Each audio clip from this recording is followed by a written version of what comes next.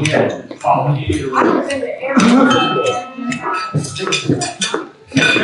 everyone. Please stand up, please silence your cell phones. And Frank is going to be returning to the day. All right, get food out of my mouth here. All right, some type of prayer. Lord, we thank you for the many blessings that you've given us in our lives. We thank you for this club. Thank you for allowing us to assemble, to open our hearts to each other. Lord, we pray for healing for our nation. Let us all listen to the better angels of our nation. Amen. Amen. Pledge. I pledge allegiance to the flag of the United States of America and to the republic for which it stands, one nation, under God, indivisible, with liberty and justice for all. All right, four-way test. First. Is it true? Second. Is it fair to all concerned? Third. Will it build better friendships? Fourth. Will it be beneficial to all concerned? Is it fun? Is it fun? Thank you, Frank. As you sit down, please remember to put some dollar bills or coins in the blue buckets. Last week we had $13. Do we have a match for that? Okay, thank you.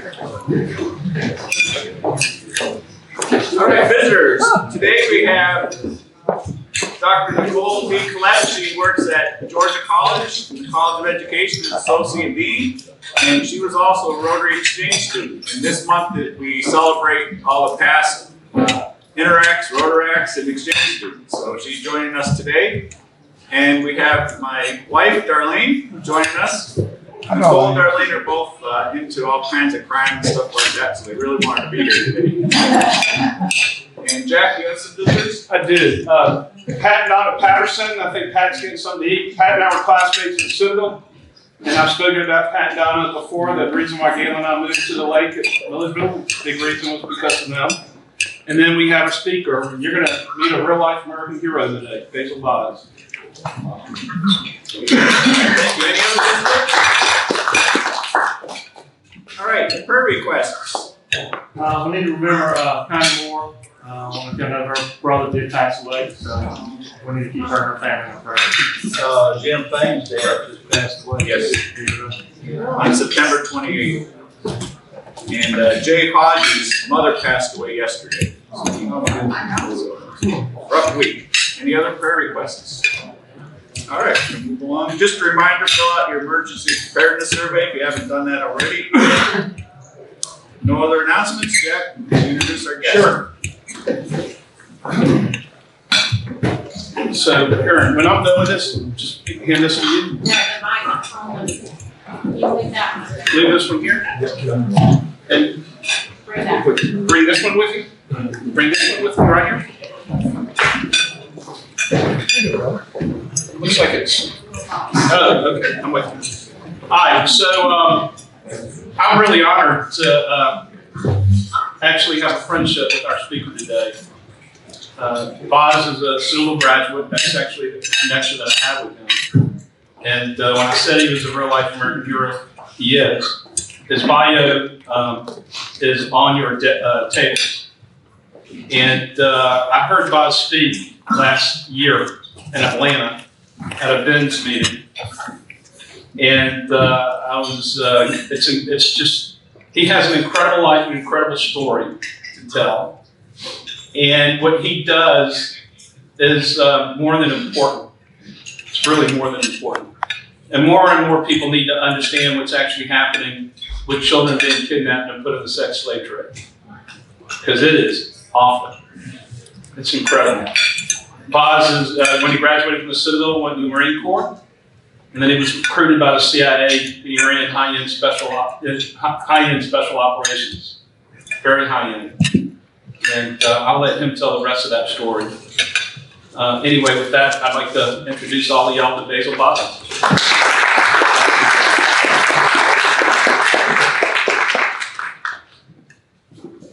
And everyone, can you guys hear me okay?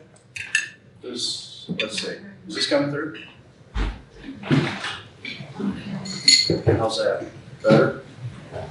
I'm a Marine. I should be able to just yell, right? Exactly. All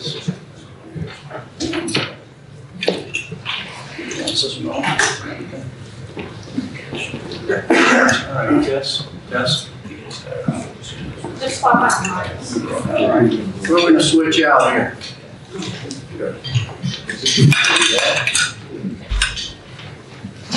Test. How's that? Is that better? All right, it's working today? Can you hear me? You can hear me. Can you guys hear me? Oh, yeah, we got ready here. Oh, there we have that. Thank you. I thought I was going to have to start speaking Russian or something. All right. Get that back on there. Good. All righty. Thanks for your patience there.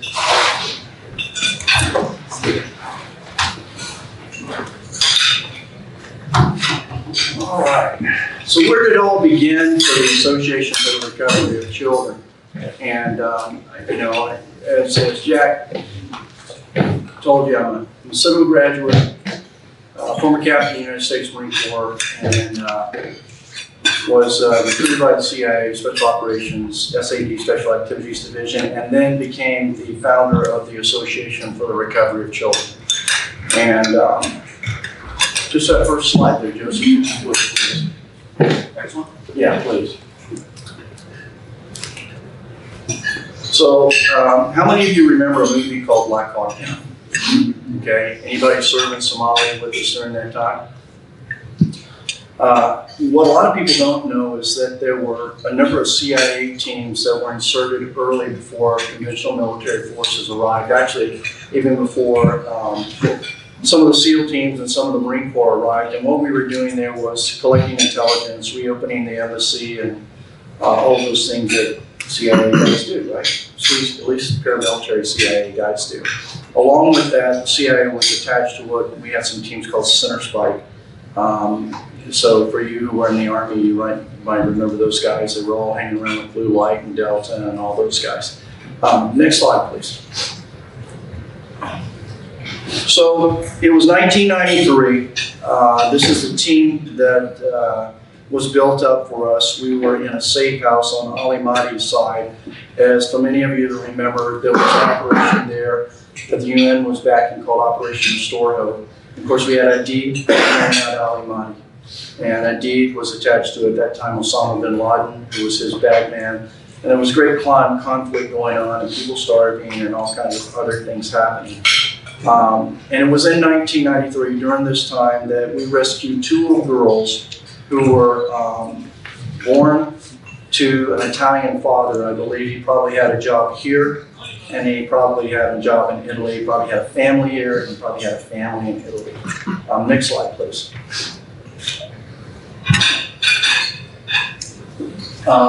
So the two little girls in the green shirt that you see there, when the war broke out, as I said, their father basically abandoned them and their family in the midst of all the turmoil. We chose to do something a little abnormal, which was actually rescue those two little girls and place them in an orphanage that somehow miraculously decided to show up in the middle of fighting. This lady on the left in the red shirt, she was an American that had felt a need to go there and open up an orphanage. And she did. So on a given day, after we had passed these little girls at first, we debated about what we could do about this. And most of the conversations revolved around collateral damage. It's just collateral damage. They're kids. It's not our job.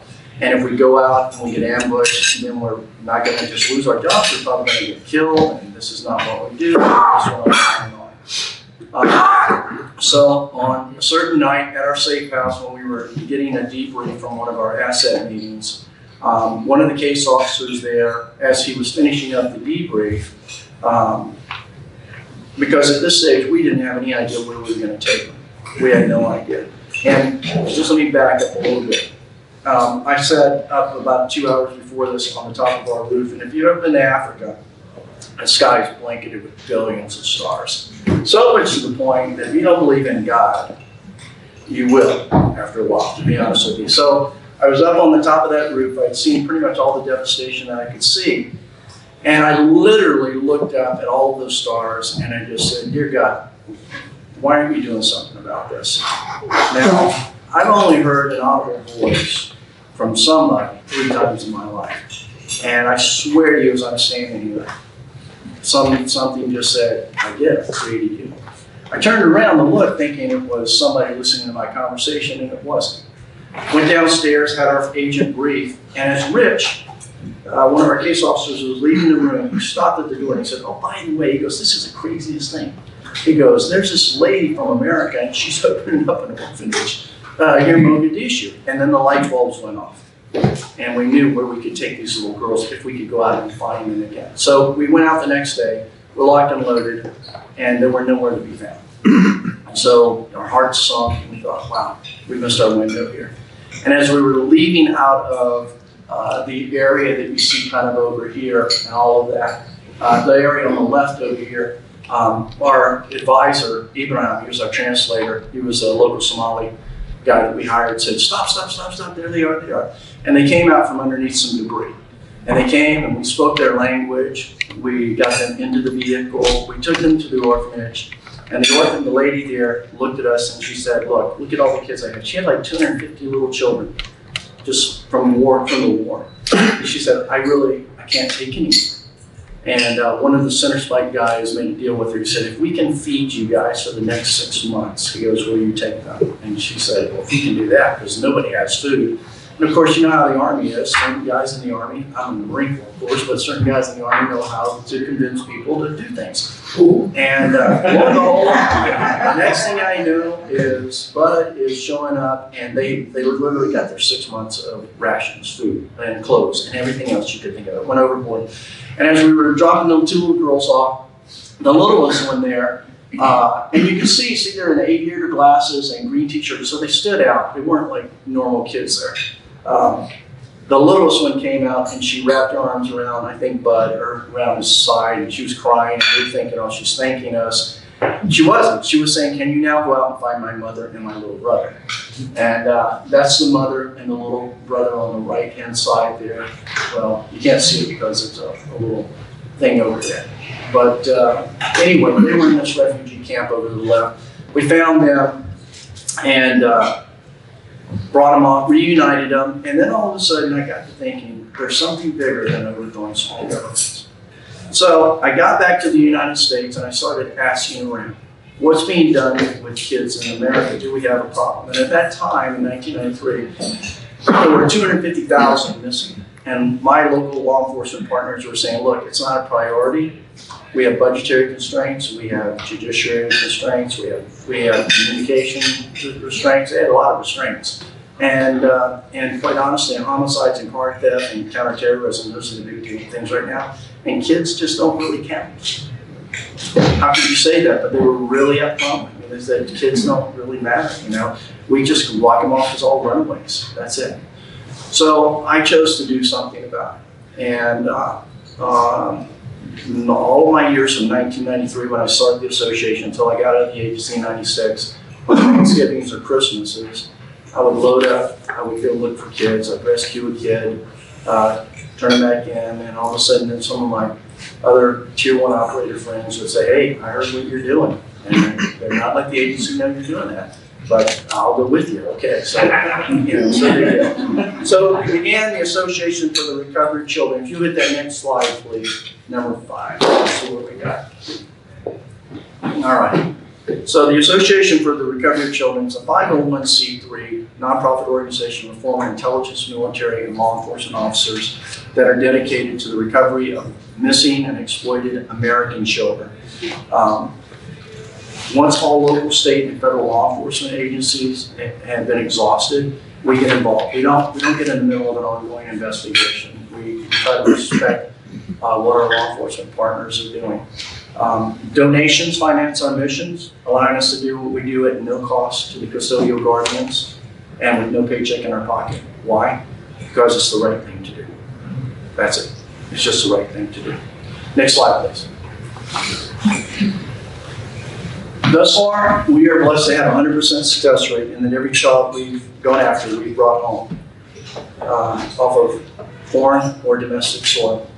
As of 2019, there were close to 421,000 children missing in the United States. 421,000. Do you see 421,000 children walking on the streets of the U.S.? No. Child pornography has become a $3.2 billion business annually. So, let me ask you a question. Where do they keep all those children before they put them in front of the camera? And do we have a national security issue here? Well, if you can transport children all over the United States for sex slavery, undetected, what else can be transported undetected? Nuclear weapons, drugs, you name it, right? So we have a big problem. And so I usually tell my law enforcement partners, excuse my French, even if you go give a rat's ass about children, you got a national security problem here that you need to pay attention to, because terrorists can make those same routes.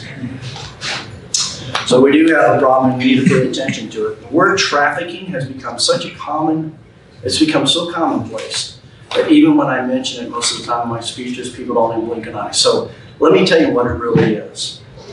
It is paid child rape. That's what it is. People pay money to rape little children, anything under the age of 18. They pay people to rape children, and sometimes they abuse those children, and those children are little bitty children. We run cases where they range from 1 year old to 18. Horrible things that happen to them. So I won't sugarcoat it. It's really the brutal abuse of children through torture and beatings and imprisonment, oftentimes burnt with cigarettes, coerced. They do things to children that I would not even do to my worst enemies in a CIA interrogation session. So let me give you an idea of a couple of the cases that we work. Could you check that next slide for me, Joseph? Please, thank you. This is a case of a little girl named Willow Bradford. What you see in the picture here is Mexican Special Forces and some of our guys. But Willow was her mother, and I bring this up because a lot of people go, a mom would never sell her children into trafficking. So this mom gets out of prison. She hooks up with a Colombian cartel guy. They come into Killeen, Texas. They steal Willow. They take her back across the border, and they try to extort the father, and his grandparents are just run-of-the-mill, just carpenters, running the shop, initially for $50,000. And they threaten to sell Willow into prostitution if the money's not paid. That's her mother, okay? So we get involved. I set up a command center in Killeen, Texas, and we negotiate back and forth until I'm able to get them down. This is how ridiculous it was, to $5,000. We send a team into Mexico. We get our Special Forces brothers there to join us because we weren't carrying weapons in there and we needed some shooters in place. And we jockey back and forth from the hotel on the meeting place to make the exchange. How many people have been to Mexico City? Ever been there? So, you know the big old Vatican looking place where they got the 3 different churches? That's where we're going to do this deal, in the old church over there. Anyway, we finally get the guy. We think he's going to meet us, and then he changes his mind on the phone and he says, I'm not going to meet him. I'm not going to meet him. So I'm thinking, well, all right, what card do we play now? And I tell him, I say, look, if you don't meet us, we're going to turn this over to Interpol, and they're going to hunt you down the rest of your life, right? And he kind of buys it for a little bit, and he goes, okay, I'll meet you. But then he calls me back 30 minutes later, no, we're not going to meet you. Okay. And I'm thinking, what card can I play, right? Does this mic work? Yeah. So this guy goes over. I'm on the phone with him and go, okay, I want you to go look out the window right now. And he goes over. He looks, and he runs back and goes, okay, senor, I will meet you. Now, I have absolutely no idea what he saw. But it worked. Okay. So we did meet them at that church. I ended up sneaking up behind him. I looked at him, and he was a little off guard. He wasn't a force to be reckoned with, but he had a lot of bad folks with him. And we were in Mexico, and things could kind of go upside down there. So I said, brother, let's pray. And everybody's like, what's that all about? Well, the money was in my boots, and I needed to get into the back of the Catholic Church. We have those little things that come down, you put your knees on it. We go all the way to the back. I pull out the money out of my left boot, and he goes, "Okay, I'm glad you gave me all the money." Well, I had a whole bunch of money in my other boot. It's a good thing I'm honest, right? And I gave him the money, and I said, no, there's more. So I gave him money, and he can't even count. He can't count. And I looked at him, and for some reason I was compelled, and I said, "Who's your mother?" And he just looks at me, like, "Why are you asking about my mother?" And he goes, "Well, my mother's a missionary in Colombia. I want you should be ashamed of yourself. If I find your mom, I'm telling her." And I said, in addition to that, I said, "You might want to inform her that she's going to need to come to your funeral." And he just looked at me, and I said, "Because here's the deal. We're going to walk out here, and I've got 4 shooters outside. So you need to get on the phone right now and tell your guys if anything goes upside down, you're going to be the first person to get it."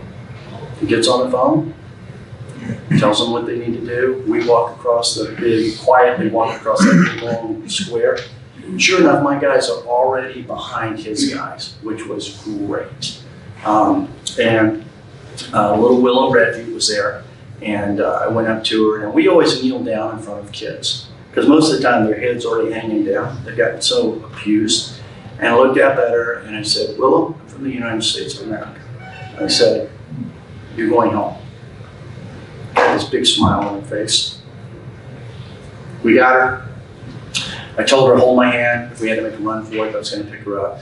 We get all the way back to the American Embassy. Make a long story short, we get the embassy, and the embassy comes down, and one of the ICE guys comes down and goes, "I told you not to come to Mexico."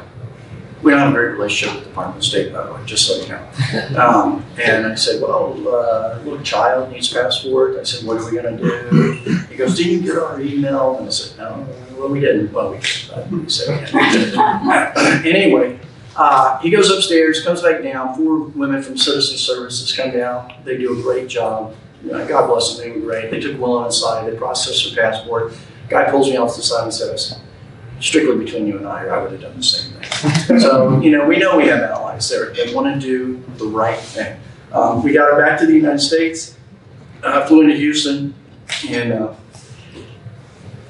Willow stopped me and she said, "Mr. Bosch," she goes, "I just want to tell you that if I had to have another dad," she goes, "I would choose you." So I tell you that every time you save a child's life, they come from a rotten home, they don't. They imagine that you are the parent that they wish they had. So that was one case. That was a successful case. Next case, please. So this case here is a case of a girl that was sold into slavery when she was 7 years old by her mother and father. She was in slavery till she was 21. We call her Nikki. She had been through every bit of trafficking in the United States that you can imagine. She had been sold at auctions. She had been tortured by medical staff that were part of trafficking. Here's her story. She ran and she was trafficked, and then somewhere around age 15, she finally realized, "I can get out of this, I can get out of this."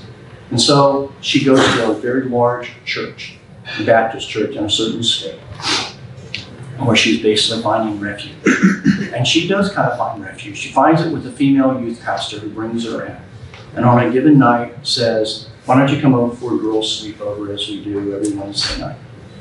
She comes over, and she's the only girl there, along with the youth pastor. And the youth pastor says, "Oh, I don't know, I didn't show up, but we'll just have the party ourselves." She says, "Why don't you go change?"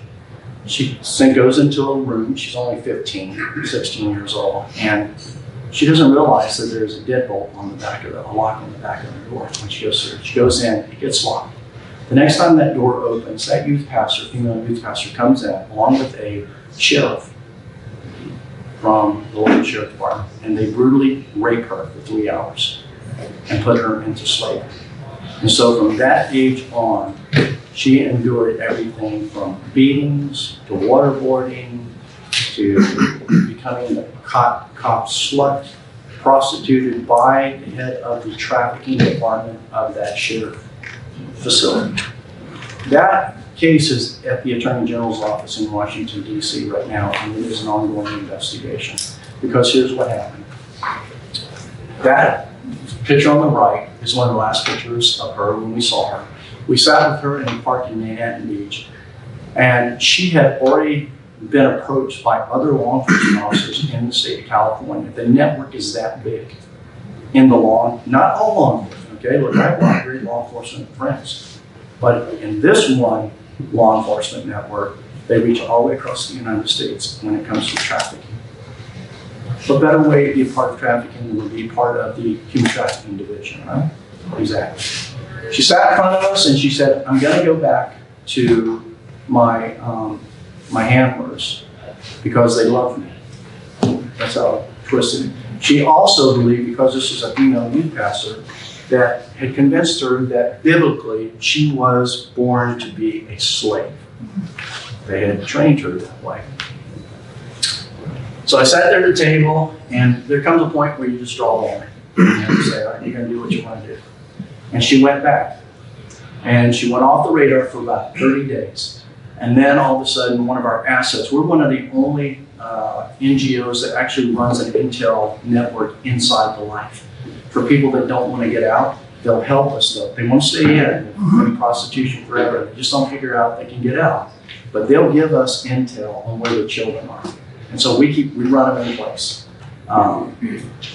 because they just won't come out. But an asset got a phone call from the FBI and said, hey, we're going to fly you down to Houston. We want you to come down here and identify a body for us. So Footprint gets on the plane and they fly her down. She's met at the airport by some pretty official looking people with a pretty official looking SUV with blacked out windows and no license plates. They never show a badge or anything. They take her to a nondescript building. They take her to a nondescript room, and then there's 4 body bags. 4 body bags because Nikki's body had been hacked up in so many pieces that they picked them up in 4 body bags. So she identified Nikki because the half of her skull that was left, she kind of could see her face, and the tattoo that was on her shoulder that she could identify that, some things on her fingernails and things like that. So needless to say, she's traumatized, but now these group of people, the FBI, right, start interrogating her, and she starts getting really scared. And she says, look, I'm going on a mission trip tomorrow. Everybody knows I'm down here, and I need to go back. And they're like, okay, we'll take you back. Put her in the car, take her back. She gets on the plane, she flies back to LA. She calls us, tells us. I get on the line with the Bureau, and I go, hey, how come you guys didn't tell us you found Nikki's body? And my very good contacts in the Bureau go, we don't know what you're talking about. I said, well, what about your 2 agents that are down at this location? We don't have anybody down there. And we don't fly people down. We don't pay for flights down. So then I get online with our Southwest Air contacts and go, hey, what about so-and-so that you just flew down there? They go, we don't have a record of her. That's how sophisticated it is becoming. So basically what happened was she became part of what we call a witness disposal program. Because here's the catch. Because 3 months before that, we wrote up this entire intel report and we sent it to the integrity unit of that sheriff's department. The integrity unit. So they could go after the bad guy within their department, and they leaked it out. They leaked it out. So trafficking isn't just the pimp on the street. $26 billion in money, that's a big business model. That's huge, huge. So her case, sadly, didn't turn out to be what we wanted it to be. We weren't able to save her life. She made a different choice to go back, and they made sure that she was never going to testify against them. Okay, so next slide, please. All right, great. Look up here. Now, good. So the protection of American children, basically, it's our duty. And the hearing of the reading of this trafficking issue that we're talking about may be useful, but if men and women just do nothing but hear it and pray about it, as so many do, it's as if a tree should value itself on being watered and putting forth leaves, and yet never producing any fruit. The fact is, a child does not come home until there are boots on the ground, and you literally bring that child home. Next slide, please. Now, most people spend a lifetime wanting to make a difference. I don't have that problem. And I don't want you to have that problem when you walk out here today. And when it comes to rescuing children, just ask yourself this. If we do not, who will? That's it. If you do not, then who will? Because everybody thinks somebody else is doing it. We were talking earlier about people who are made aware of the issue and they feel they've done something about it because they're aware of the issue. You know, like how many people remember the pictures we were putting on the milk cartons way back in the day on missing killer? So you saw that, you got a milk carton and you saw somebody's picture on it and you thought you were doing something about it because you bought a milk carton and saw somebody's picture on it, right? What happens to that milk carton at the end of the day? It goes in the garbage. Did we really do something about it? No, we did not. Next slide, please. Make no doubt about it. I always tell people these are God's children, and He's speaking to each of us and every one of us in a world of unprecedented evil, no lie, that's out to destroy our children. Children have become a commodity. The younger they are, the more money you get for them. If we allow our children to exist in a dysfunctional environment, then guess what happens? They grow up to be dysfunctional adults. Let me ask you this. Is that really who we want running the nation? No, of course. Next slide, please.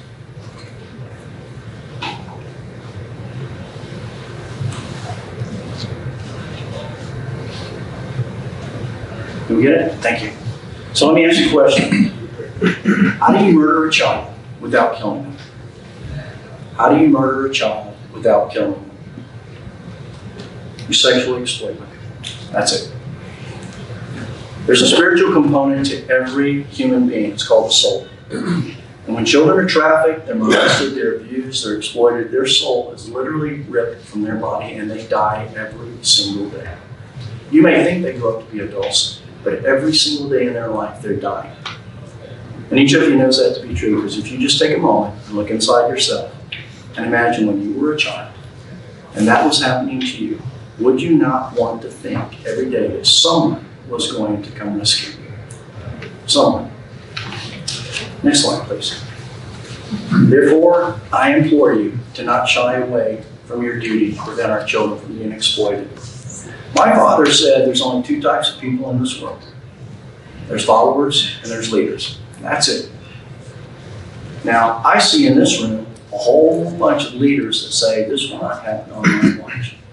I don't think any of you, after what I speak to you about today, are going to be able to rest well until you go, okay, what can I do? I'm going to do something, a little of something. I'm not here to show you how to fulfill positions of prominence, but basically positions of obedience, responsibility, integrity, and perseverance. What we do takes great leadership. And it takes great leaders who have a mark of dedication and initiative and hard work that contributes to the overall mission accomplishment of rescuing missing and exploited American children. The mission has to be bigger than yourself. If you wish to be great, commit to something greater than yourself. Whatever you intend to be great at, it has to be a priority in your life. Such a priority that you will stop at nothing to achieve it. It must be more than an idea or just a nice thing to do. It's got to be a calling. You'll know the difference because there'll be a gnawing in your soul that won't go away. That what you're about to accomplish must be done at all costs, even at the expense of your own comfort, and in most extremes like us, even in the case of losing your own life. And in that process, you will face obstacles. For the untrained mind, obstacles are a hardship. But for the trained mind, obstacles are something that we just really overcome. Next slide, please. Now, I know there's some people sitting here today, as there always are. They're thinking to themselves, well, that's easy for you to do, Mr. CIA Special Operations guy, because you got training. Okay, Spanky, let me tell you something.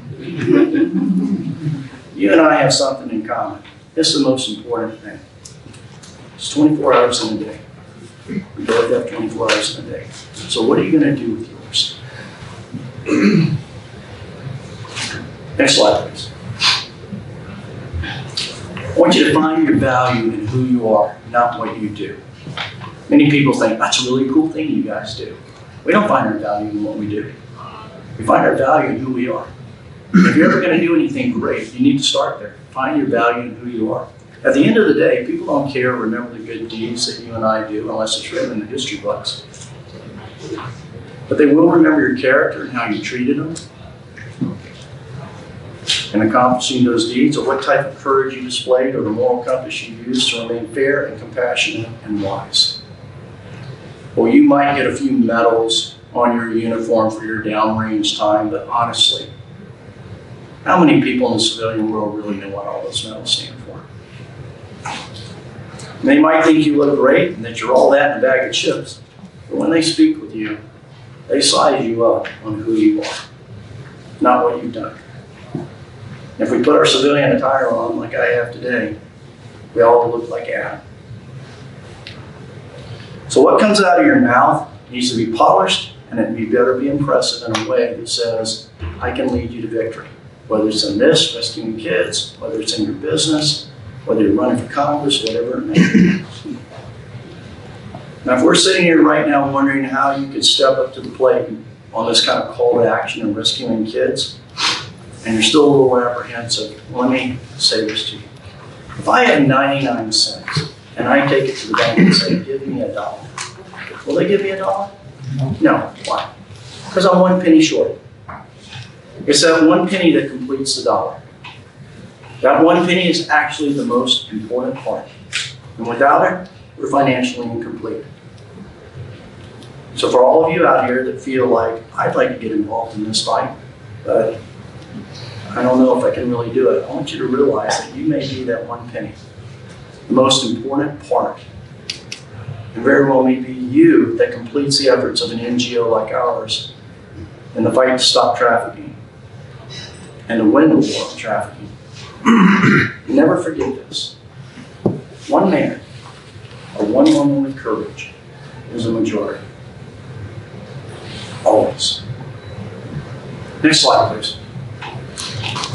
So as I kind of look out at y'all now, I see a few of you guys also thinking, saving children isn't prestigious enough for me. I can see that because I'm a spy, and as you know, spies have special powers. Here's what I tell you. I tell you to surrender your desire for prestige. I remember a story about a pastor who attended seminary and knew that once he got his master's degree and then his doctorate, he'd no longer have to drive the crappy little car he owned. You know, the one with the Band-Aids on the door, the chip paint, and the sun faded on the roof and it looks like acid rains hit it every morning. The kind that blows smoke out the tailpipe because of burning oil. I own one of those cars, by the way. And the seagulls that use it as a bombing range every day since you bought it. You know the car I'm talking about. It was an embarrassment to say the least, but it was all he could afford, and it did not reflect the status of anybody with a college degree.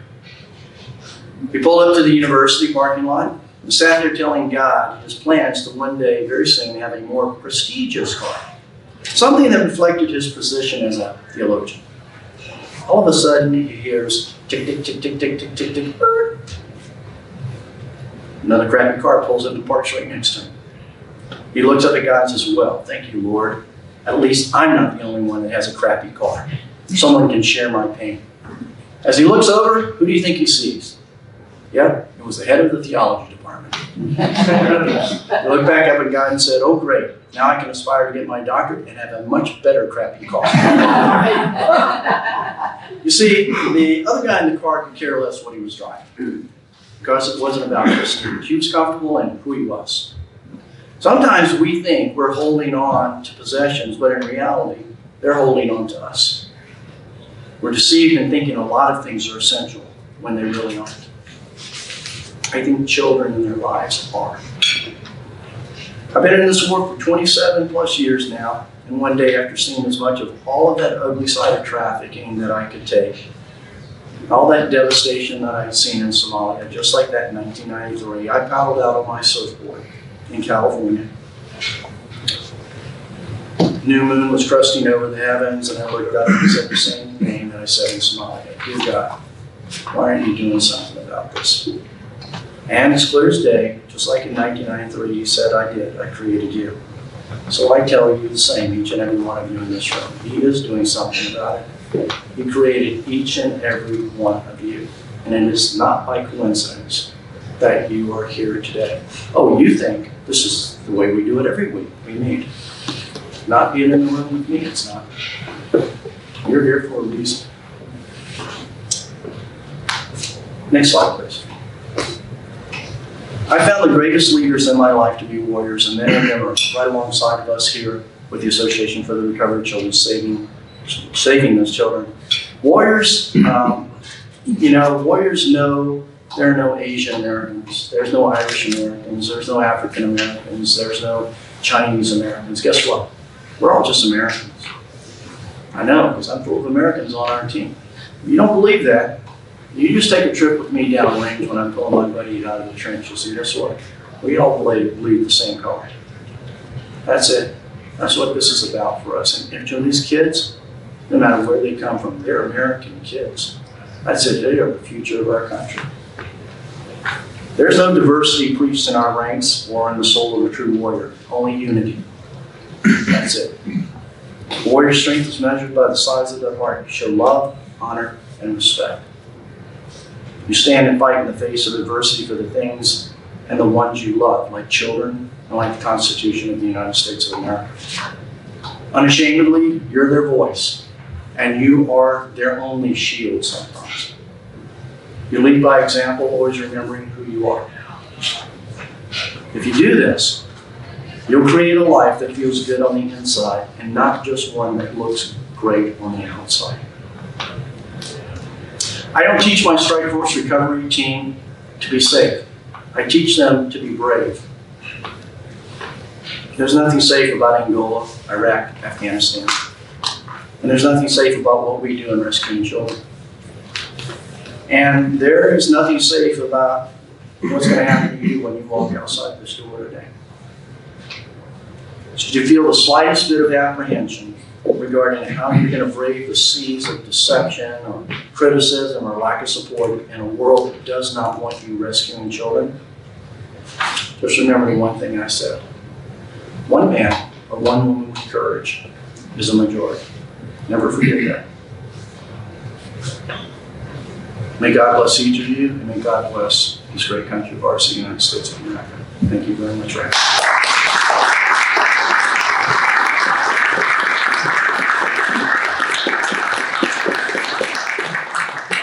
We're going to open this up to questions, and if you want to stay longer than one, that's fine. We have an event at GMC, we have to be there at 2, but this is what I wanted to share with all of you.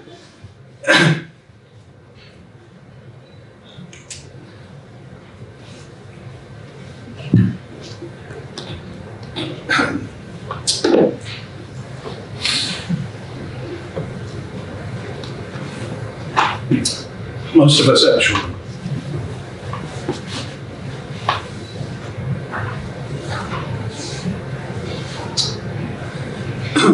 Rotary does a lot of great things around the world.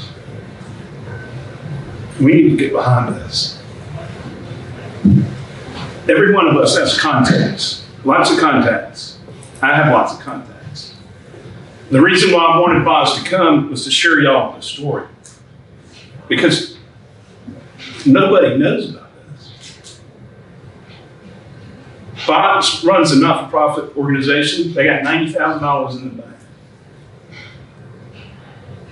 I think this is something that our club should get behind, and I think this is something that we should talk to the district about. And I'm asking all of you. I have access to Boz. I can get you access to Boz. Help me, help Boz get the story.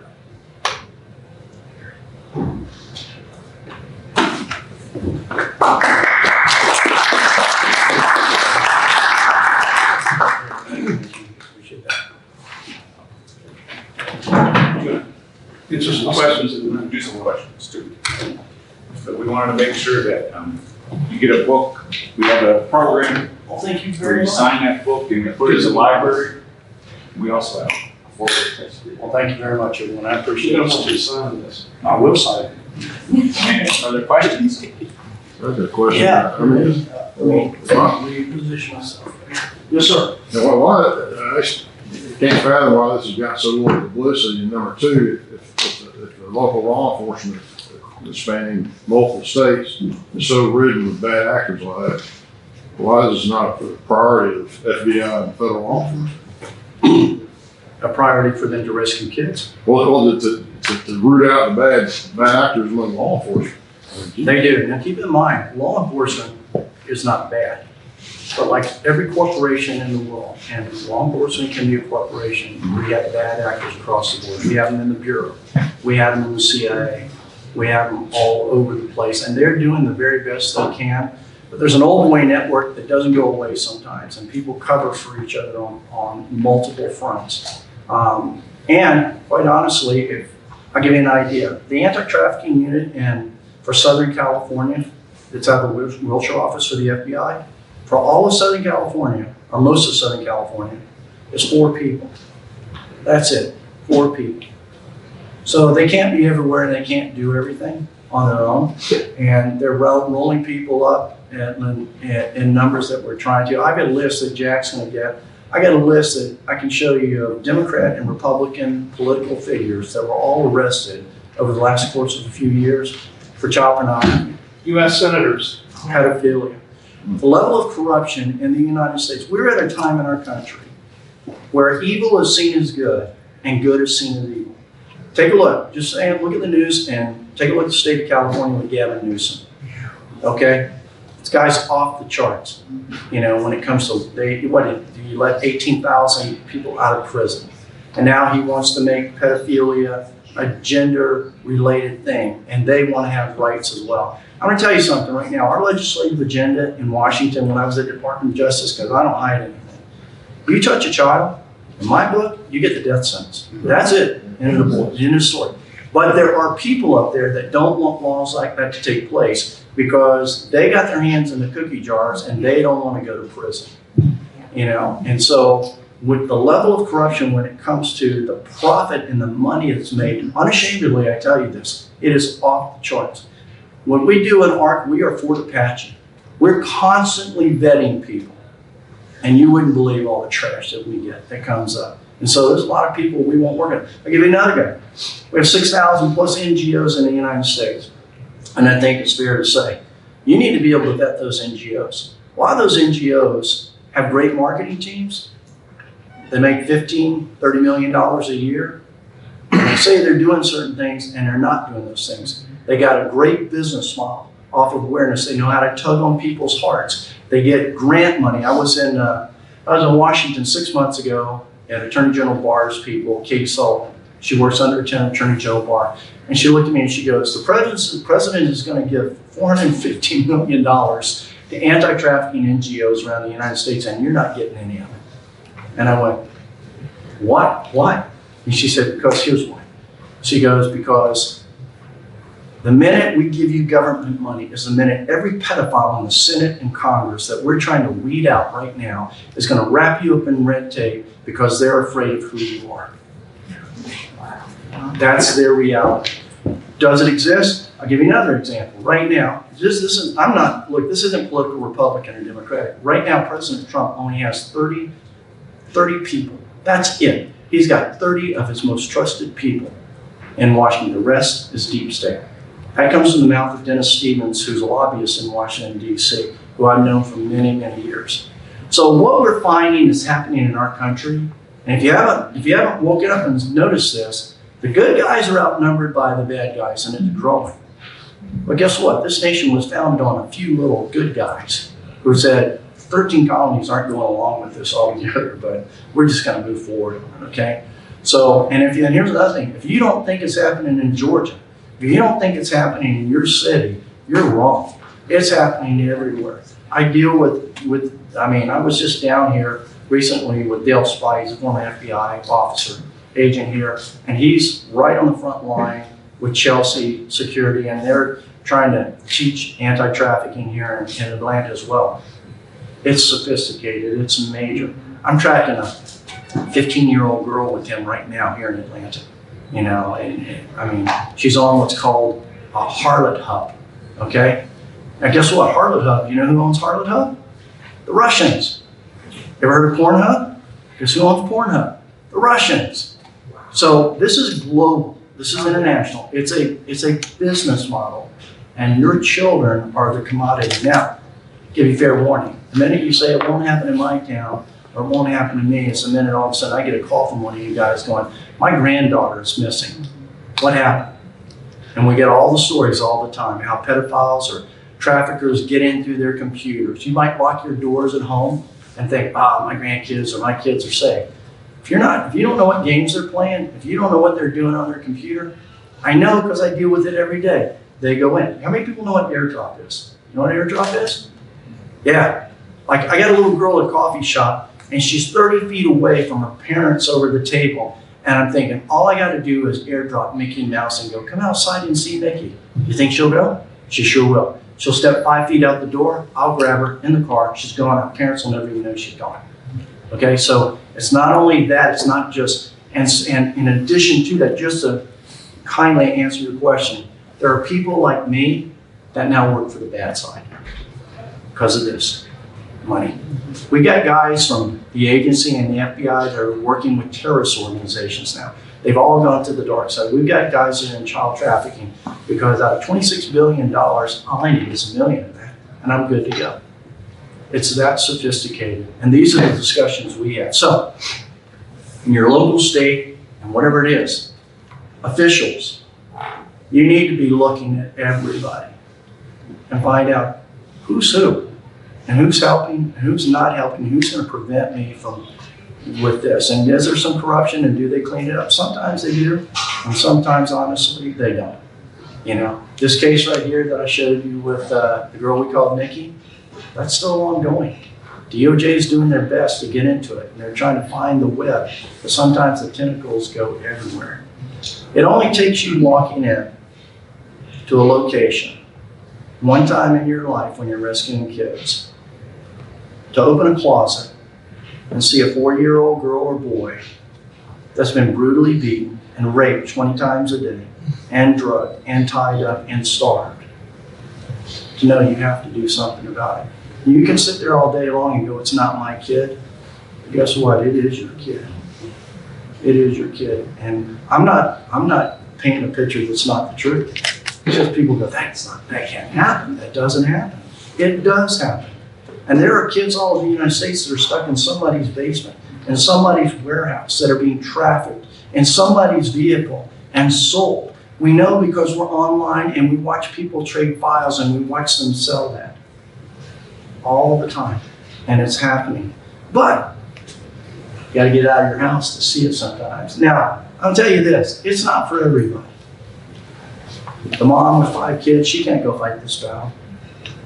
It may be uncomfortable for a lot of people and they can't fight the battle. I put my comfort aside. You know why? Because it's the right thing to do. And we need more Americans in here saying, you know what, this is not going to happen on my watch. I'm going to look at Milledgeville and Lake Sinclair, and I want to find out what's going on here. I want to find out what's going on in Atlanta. And I want to hold my politicians accountable for it. The governor's wife, she's doing a brilliant job. This is her thing, man. She's on fire for it. You know, so you guys are way ahead of the game, you know. And I think Judge Bureau something, you guys rescued like 36 or 38 kids just a couple of weeks ago. And I'm so happy they did that and everything. There's more to be rescued. So you need to know, what am I looking for? You need to not only be aware that there's trafficking, you need to be equipped for it. If any of you get into the point where you go, okay, I want to do something about it. We have a 5-day course. It was 3 days. Now it's 5, okay? Intense, 5 hours, 12 hours a day course on equipping people so that you can literally get out and go rescue kids. It's not just law enforcement's job, and you'd be surprised at how much power you have as a U.S. citizen to go out and stop a crime from being committed. You ever heard of citizen's arrest? It didn't go away. It didn't go away.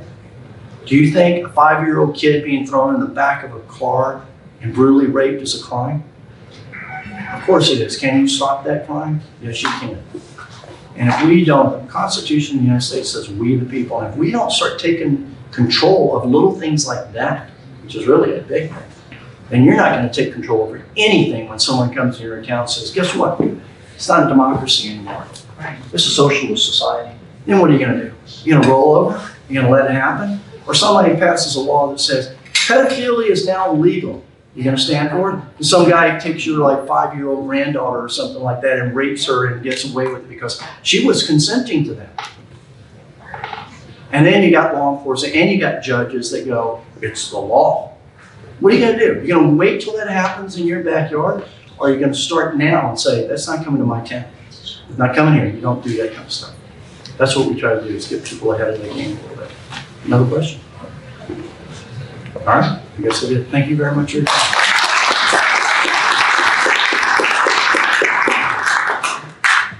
Thank you for such an eye-opening presentation. Thank you to our visitors, Dr. D. Collette, Dr. Peters, Pat. Please come join us again sometime. And with that, we're adjourned.